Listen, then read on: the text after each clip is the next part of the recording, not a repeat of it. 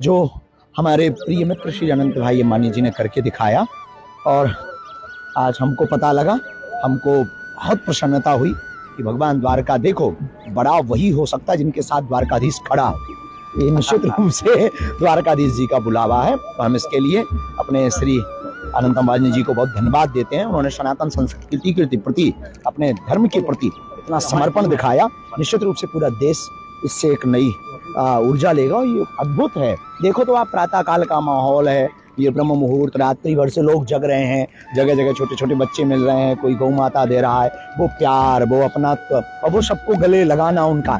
यही तो हम कहना चाह रहे पूरे देश को कि हम सब एक हैं, कोई इस देश में बड़ा या छोटा नहीं, हम सब एक हैं। यही संदेशा तो हम देने के लिए लगातार यात्राएं करते हैं और जो उन्होंने किया निश्चित रूप से अनूठा। तो अपनी સાથે ધીરેન્દ્ર શાસ્ત્રી હતા કે જેઓએ કહ્યું કે અનંતભાઈ અંબાણીની પદયાત્રા છે તે અને અનંતભાઈ અંબાણીની પૂરો ફેમિલી છે તે આ ધર્મ સાથે